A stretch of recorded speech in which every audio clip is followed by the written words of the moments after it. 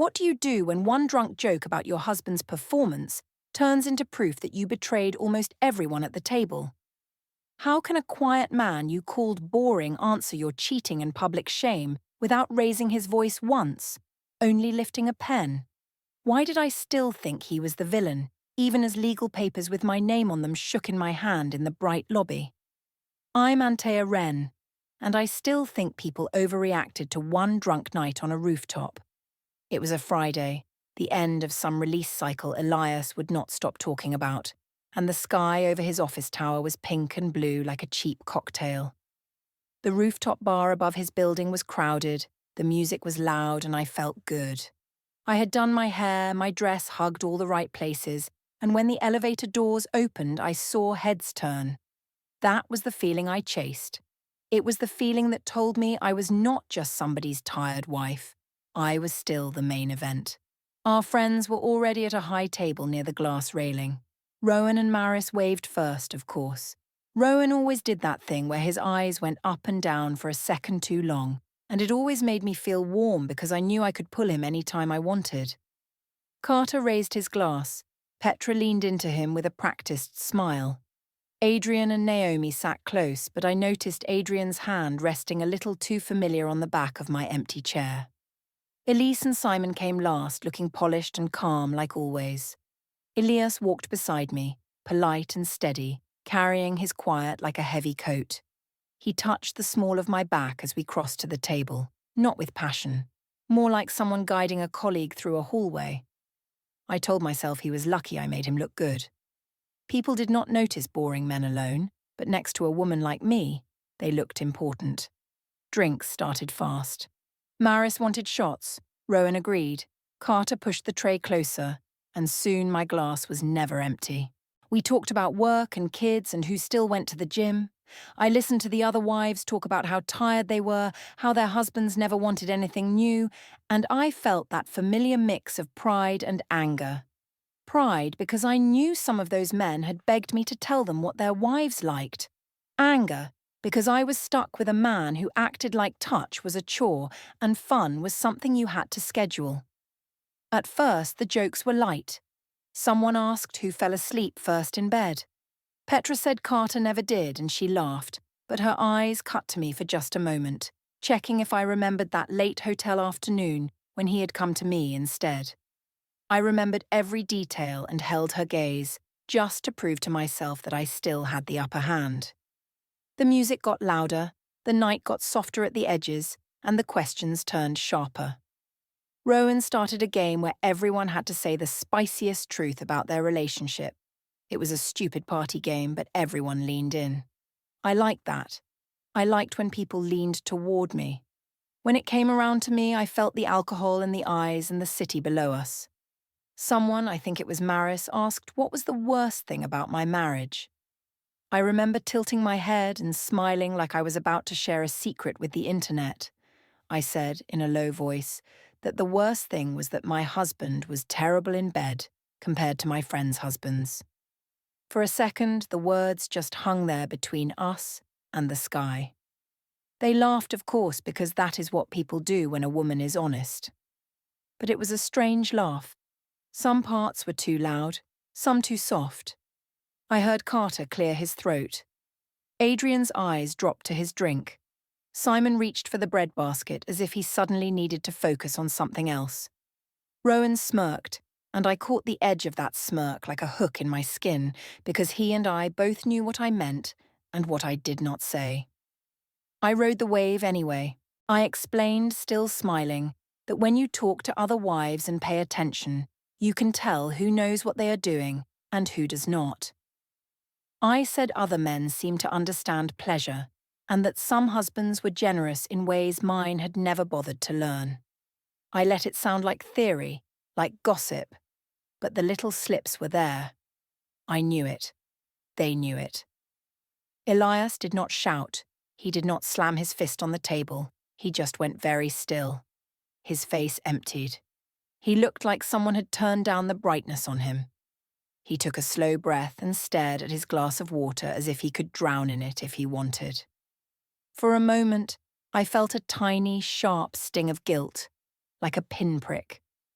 Then I told myself he was being dramatic and should take it as motivation. Later, he leaned toward me and said he did not like that kind of talk. He said it quietly, so only I heard. I told him he was proving my point and that women wanted men who could laugh at themselves. I said respect follows results, and I had results. I watched the hurt in his eyes and told myself I was teaching him a lesson. When the bill came, he offered his card without comment. He walked away to the railing while we waited for the server. I watched him from behind, his shoulders straight, his posture careful. His phone lit up in his hand, and from my seat I could just see the little box on the screen. A calendar reminder that said Atrium Cafe, 7:10 a.m. He tapped it away and put the phone in his pocket. I thought he was planning a sad little coffee to cry into. I almost laughed. By the time we took the elevator down, the group had split into messy clusters. Rowan made a joke about hiring me as a coach. Maris said wives should always be that honest. Petra asked if I was afraid Elias would leave. I said men like him did not leave women like me. I believed that. At home, the living room felt small after the open sky. The kids were asleep at my mother's, thank God, so we did not have to whisper. Elias sat on the sofa and stared at the wall for a long time.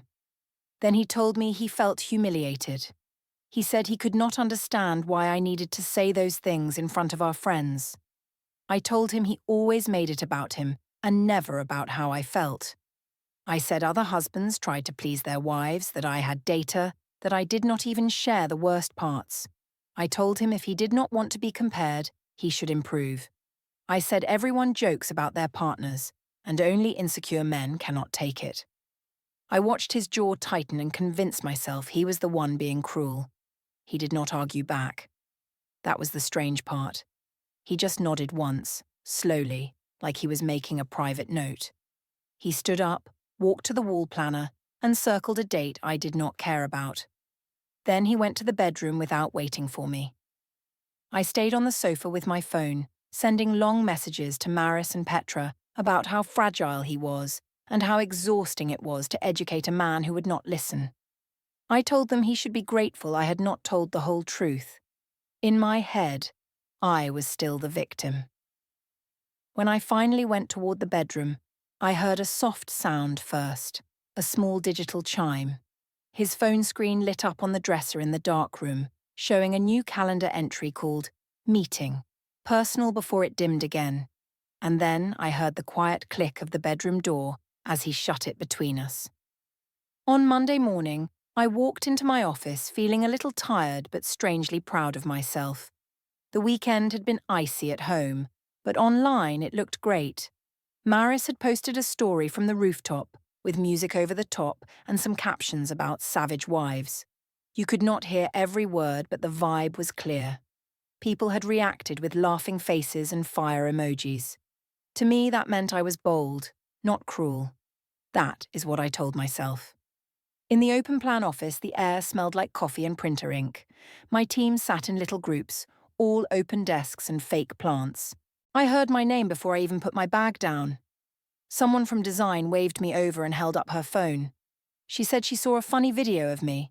She asked if my husband really was that bad in bed. Everyone laughed and waited for my answer. I smiled and acted like I loved the attention. I said we joked like that all the time. I said Elias was fine and knew I was just being real. I told them other wives were just jealous they could not speak so freely.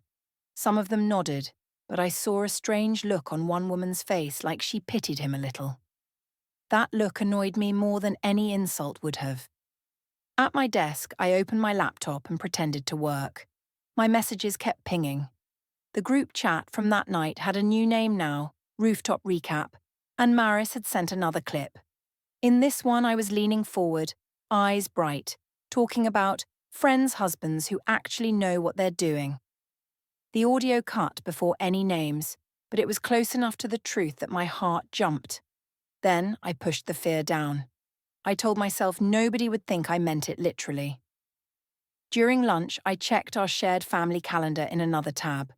I wanted to see if Elias had put anything new in because we had to plan Lyra's school trip. That was the official reason. I saw the normal things, school times and birthdays, And then a block I did not remember. Meeting, personal, repeating every second Thursday. There was also a new event for him the next day that said Northside office 9:40 a.m. It did not sound like his company. For a second, something in my stomach turned. I could have asked him about it. Instead, I decided it was petty. I thought he was planning some sad little self-care thing and trying to make me curious. I closed the calendar and opened my project spreadsheet instead. I still think he liked to play that kind of quiet game, just to make me chase him. That evening when I got home, the kitchen felt different in a way I could not explain. Elias was standing at the counter with a stack of envelopes. He had opened them already and lined them up in a neat pile. There was a folder on the table now labelled Household in his small, careful writing, and next to it 2 more, Utilities and Bank. His keys and wallet were not in the bowl by the door anymore. They were on the table beside him, close to his hand. He asked how work was in that flat voice. I said my co-workers loved the video and thought I was brave. I waited for him to react. He only nodded and said it was good if I felt supported. I told him his silence made me look like I was the crazy one. I said if he kept sulking, everyone would think he was abusive. He looked at the bills again and said he would transfer his half of the grocery money and that we should keep better track of expenses from now on. That made me snap. I told him dividing every bill like roommates was cold and controlling. I said real partners did not count every coin. He answered that it was just clear, nothing more, and that it would be easier for both of us. He did not raise his voice once. That calm felt like a wall. I kept hitting it, and it did not move. Later, at the park, I sat on a bench while Lyra climbed with another girl. Elias pushed Jonah on the swing a bit farther away. One of the other mothers slid onto the bench next to me. She said she had seen a clip from our night out. She asked, in a soft voice, if everything was okay with us. I laughed and said we liked to tease. I added that some people could not handle an honest joke. She smiled a little but did not push it. I watched Elias from the side. His phone lit up in his pocket with a call that said private, and he stepped away from the playground path to answer. His voice was low and even. I could not hear the words. When I stood up and moved closer, he ended the call and slipped the phone into his back pocket like nothing had happened. I told myself he did that to annoy me. That night, I walked past the small office corner we kept by the window. The drawers were closed, but I heard a click when I stepped on the loose board. It was the sound of a lock dropping. On the desk, the folder labelled Household lay open, filled with more papers than 1 month of bills should be. I flipped one envelope with my finger and saw only his name on it, not mine. When I went to our bedroom, part of his wardrobe was empty. A few shirts and his old hoodie were gone. In the guest room, I saw the same hoodie folded on the chair, his book on the nightstand, charger plugged in. I stood there for a moment and told myself he was being dramatic to make me feel guilty. I decided I would not give him that satisfaction. I went back to the living room and grabbed my phone. The rooftop recap chat was still buzzing. Maris had written that Elias looked like he wanted to die during my joke. Petra said at least he now knew what he had to compete with. I told them he was doing this sad, quiet routine and locking himself in the guest room. I wrote that some men could not handle a woman with standards. In the middle of my rant, a soft glow hit the hallway. Elias's phone on the kitchen counter lit up with another call from private, the sound set to mute, and at the same time my own screen pinged with a new message in the group chat, the video thumbnail frozen on my laughing face. By the time Rowan's birthday came around, the joke had become a kind of legend. People shared that rooftop clip like it was a meme, not my real life. In the group chat, they said it had to be repeated at the restaurant, that the terrible in bed line was iconic. I told them I would think about it. Of course I planned to do it. Attention was already on me, and I did not want to lose it. The family restaurant was busy and bright, full of kids and long tables. Rowan and Maris had a big table near the back decorated with balloons. I walked in with Elias and the children. Lyra ran ahead to sit near Maris. Jonah clung to Elias's hand. I noticed some of our friends' faces change when they saw us together, like they did not expect him to show up after everything. Rowan stood and hugged me, making some comment about the star of the show. His hand stayed on my waist half a second longer than it should. Carter gave me a grin that reminded me of hotel sheets and sweat, then turned to kiss Petra's cheek. Adrian squeezed my shoulder in greeting, then rested his hand on Naomi's chair. Simon just pulled out Elise's seat and gave me a polite nod. They all looked normal from the outside, but their eyes told different stories if you knew where to look. Elias pulled out a chair for Lyra and sat on the edge of the group, between her and Jonah's high chair. He helped Jonah with crayons and napkins. He kept his gaze low. I thought he looked like an extra in his own marriage. I told myself that was his choice. Drinks came. The music was low enough that you could still hear every word at the table. At some point, Petra said we should do toasts for Rowan. Rowan did a loud, silly speech first, talking about friendship and loyalty. People clapped and cheered. Then Maris said someone else had to top his speech. Several heads turned toward me. Phones came out. A couple of them already had the camera app open. Rowan said I should repeat my rooftop line. He told the table that I was the only one brave enough to be honest. Petra agreed and added that my joke had made her look at Carter in a new way. She meant it as a compliment. I heard the sharp edge under it. Everyone started asking for a toast. I liked that feeling, the circle closing around me. I stood up, holding my glass, feeling the heat of attention on my skin.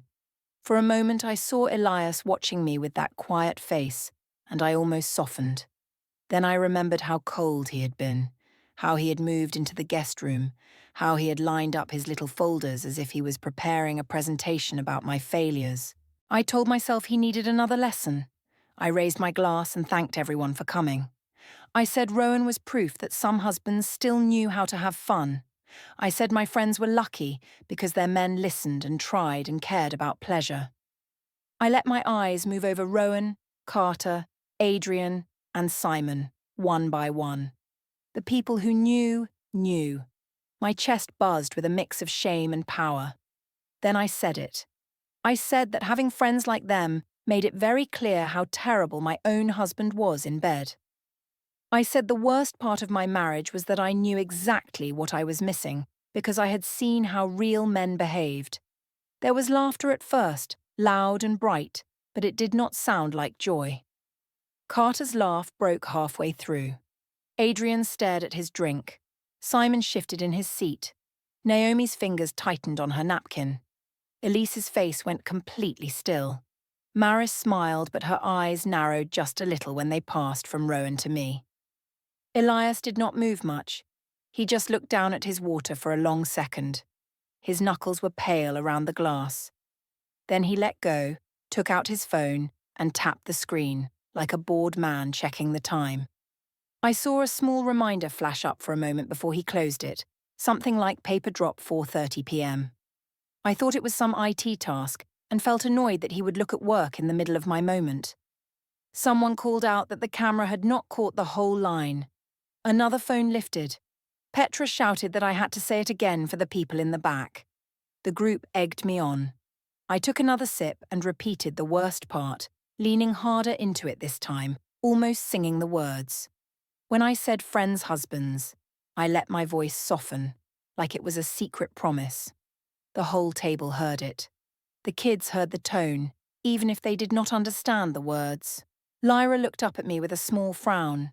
Jonah clapped because others clapped. A man from another table turned his head. I caught the server's eyes. Even she winced a little. After the toast, the energy turned strange. Conversation broke into little awkward patches. Rowan joked that I would get him in trouble. Carter said at least now everyone knew the standard. Adrian made some dumb comment about surveys and ratings. Simon stayed quiet. Elise watched me like she was seeing something for the first time.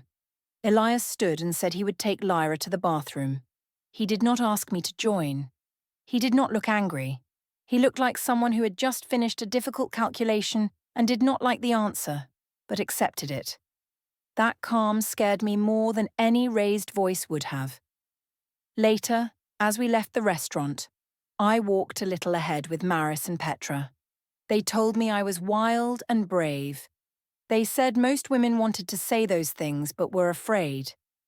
Behind us, Elias buckled the kids into the car. When I looked back, I saw him glance at his phone again, the screen glow reflecting on his face for a second, before he slipped it into his pocket and closed the car door without a word. Back home, the house felt quiet and heavy. He put the children to bed and came back to the living room. I expected a fight. Instead, he told me, in simple, slow sentences, that he would not go to more nights like that. He said there were lines that should not be crossed, especially with friends and children around. I told him he was acting like a controlling father, not a partner, and that real men did not cry over jokes. He did not argue. He just nodded again, that same strange way, and walked toward the office corner. A little while later, I saw his laptop screen flash with a message that said, "File uploaded successfully."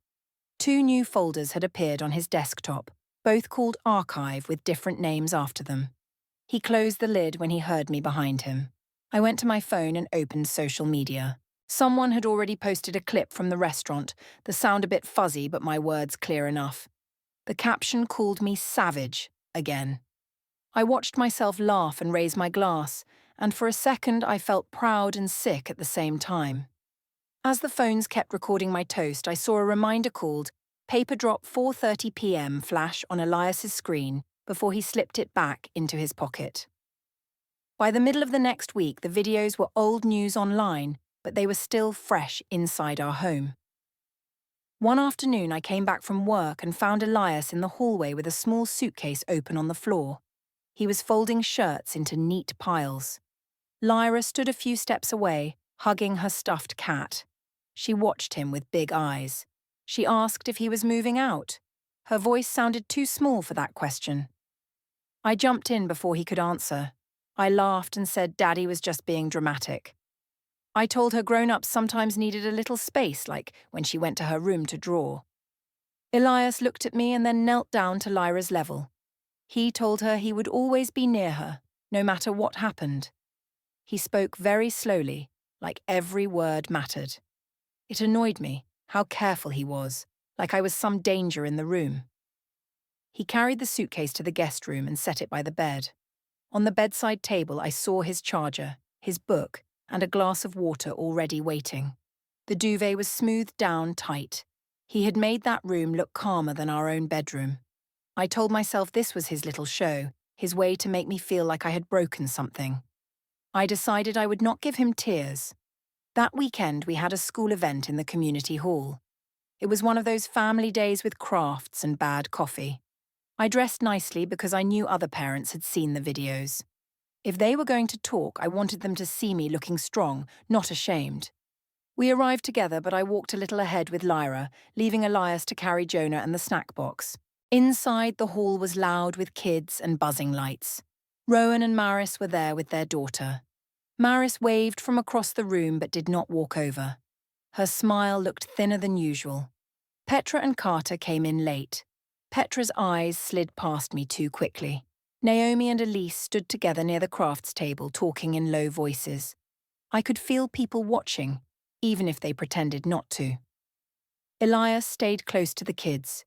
He helped Lyra cut coloured paper for a mask. He lifted Jonah onto a chair so he could reach the glue. He barely looked up when I waved at people. It irritated me. I wanted him to act normal, to show everyone we were fine, so the story would stay just a funny clip, and not a tragedy. After a while, Bridget arrived with Aaliyah. They went straight to Elias and hugged the kids. Then Bridget came to me. She asked how I was, in a formal tone. I said everything was good and that people online needed to relax. I told her the jokes at the restaurant were nothing serious. She looked at me for a long moment, then said quietly that making fun of a man like that in front of his friends was not a joke. It was cruel. I felt heat rise in my chest.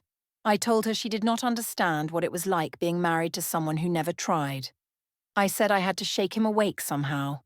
I added that other wives wished they were brave enough to say what I said. Her eyes moved to Lyra, who was watching us from the crafts table. Bridget said it was not brave to tear down the father of your children in public. Then she turned and went back to Elias, without waiting for my answer. I joined Maris and Petra near the coffee table. Their smiles were stiff. Petra asked if Elias was okay. Maris asked if the guest room was permanent now, like it was a joke. I laughed and said he loved playing the victim, that he was using silence to control me. I told them men always turned small problems into drama when they could not handle a confident woman. The more I talked, the less they looked at me. Their eyes drifted toward where Elias sat with the kids and Bridget. Later that afternoon, we went to the park nearby. The sky was grey and the air smelled like wet grass. Elias sat on a bench with Aaliyah, speaking in low voices. I sat on another bench close enough to see their faces but not close enough to hear every word. Lyra ran between the swings and the slide. Jonah followed her in clumsy steps. I watched Aaliyah lean in. She looked serious. She put a hand on Elias's arm and said something that made his jaw tighten then relax. He nodded slowly. I could tell she was telling him to do something, to take action. I told myself they were plotting against me, turning me into some story of a bad wife. The idea made me angry, but it also scared me in a way I did not want to face. That night, the house felt sharper. In the small office corner, the desk was covered with neat stacks of paper. One binder labelled utilities was thicker than before. Another set of papers was sorted under tabs that said home, auto, and bank. A sticky note near his laptop said, bring forms. Next to the printer, an unsealed envelope sat in the outbox by the door, showing just his name through the window. Later, when the kids were in bed and I was scrolling on the sofa, I heard a low humming sound from down the hall. It took me a moment to place it. It was the shredder. He was feeding something through it, slow and steady. When the sound stopped, he walked past the living room without meeting my eyes. His expression was smooth and calm, like he had finished cleaning a room. I told myself all of this was just another way to punish me without looking like the bad guy. I said in my head that he was colder than any of the men I had ever been with, even the ones who had lied to their wives for me. I decided I would not let him have the last word. In the middle of this, Lyra padded into the living room, rubbing her eyes. She asked again if Daddy was moving out forever, because she heard him talking with Grandma about dates and bags. I opened my mouth to give some pretty answer, then saw Elias standing in the doorway, sliding another stack of papers into a folder marked Home, while Bridget watched from behind him on a video call. The week after the school event felt like walking on glass that only I seemed to hear. In the school pickup line one afternoon, I sat in the car scrolling through my phone while the slow line of parents moved forward. I checked the rooftop recap chat again, even though new messages had slowed down. The old clip of my restaurant toast still sat there like a small bomb. Some people had stopped reacting. That bothered me more than the laughing faces. Silence felt like judgment. A teacher came to the window and bent down. She smiled politely and said Lyra had seemed distracted in class. She said Lyra stared at the door a lot and asked strange questions about parents moving out. Her voice was gentle, but the meaning was heavy. I told her we were just busy and that kids worry too much these days. I laughed like it was nothing. She did not laugh back. When Lyra climbed into the back seat, she buckled herself in too hard. Her hands shook a little. She asked if Daddy was coming home that night or staying in the other room forever. I told her he just needed space. I said adults sometimes slept apart when they were stressed. She asked if I told the whole world that Daddy was bad. I told her I was just being funny. I said everyone knew it was a joke, even Daddy. She looked out the window and did not answer. Later that evening, Elias came home with Jonah on his hip and a folder under his arm. He kissed the kids on the head and set the folder on the counter. Inside, I saw neat stacks of papers, each fastened with a clip. He had written short labels on sticky notes, simple words like insurance and school and contacts. There were no company logos, no heavy stamps, just clean lines and his careful handwriting. Somehow that felt more serious than any letterhead. He asked what time the parent-teacher meeting was next month. I told him it was on the calendar. He said he wanted to make sure he had it in his own planner too. He took out his phone and typed while I watched. For a moment, a reminder flashed on his screen. Courtyard lobby, 11:30 a.m., with the name of his office tower under it. He tapped it away quickly. I asked if he was working some fancy event. He said it was just a meeting. His voice stayed calm, completely flat. In the kitchen, he made 2 mugs of tea and set them down on opposite ends of the counter. One near the sink, one near the stove. I noticed the space between them, like a line. I picked up mine and walked closer. I told him all this distance was making things worse. I said his cold behavior was abusive. I used that word on purpose. I knew it was heavy. He did not flinch. He said he was just making things clear. On the balcony later, the city air was cool. I lit a candle and leaned on the railing, watching cars move like small lights in the dark. Elias stepped out to join me, hands in his pockets. For a moment we stood side by side, looking at the same street. It almost felt normal, until I remembered he would not be in our bed that night. I broke the quiet first. I told him he was destroying our family over some jokes and a few drinks. I said every couple had rough patches, and that if he kept acting this cold, people would think he was the villain. I reminded him of the kids, of the years, of everything I had done for him, by staying. I told him if he left, everyone would see him as the man who walked away from his family because his ego got hurt. He listened without interrupting. When I paused, waiting for his anger, he still did not raise his voice. He said he had listened to my words at the bar, at the restaurant, and in our home. He said he had heard my friends laugh and the way our daughter repeated lines she did not understand. He said he had kept quiet because shouting would not fix anything. His tone was so level that it felt like ice. I told him he was twisting everything, that he was trying to flip the story. I said he was acting like some calm saint so that everyone would feel sorry for him. He said the people who needed to know the truth would know it. He added that he was tired of shouting and explaining. He said he was going to handle everything properly now. There was something in the way he said properly that made my stomach dip. It did not sound like a threat or a plea. It sounded like a decision that had already been made. I laughed it off and said he would never actually do anything. I said men like him needed women like me more than they knew. He did not argue. He just nodded once. Later, when I walked past the small office corner, his laptop was open. I saw a browser window with several tabs. Storage options, delivery tracking, notary near me. A phone alarm went off on the desk with a soft chime. On the screen it said paper drop. He tapped it off and slipped the phone into his pocket before I could say anything. Beside the laptop, a single USB stick lay on the table, labelled only with a date in his tidy hand. I picked up the USB with 2 fingers and turned it. I asked what was on it. He said it was just backups. He did not offer more. I rolled my eyes and put it down harder than I needed to. I told him again he was being dramatic. He said nothing. He gathered a few more papers into the folders labelled household, utilities, and bank, then closed each one and stacked them neatly. When it was time for bed, he went straight to the guest room with his phone and a small notebook. I waited in the hallway wanting him to look back, to ask for another talk, to beg. He did not.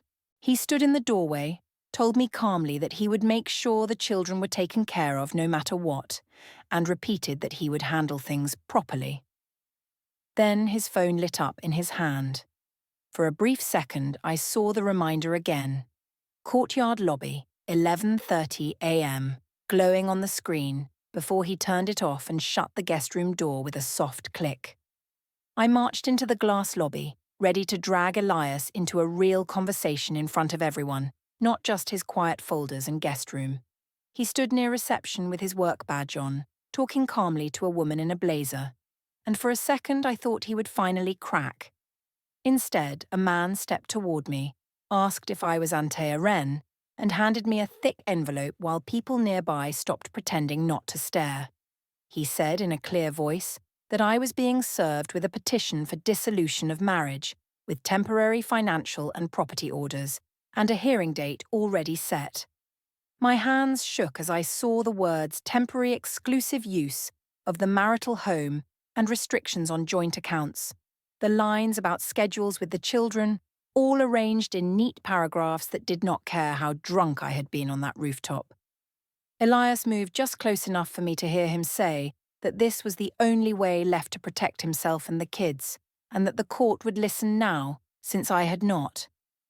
Then he turned away from me and toward the elevators, while I stood in the bright lobby holding the papers that made every joke suddenly feel like evidence.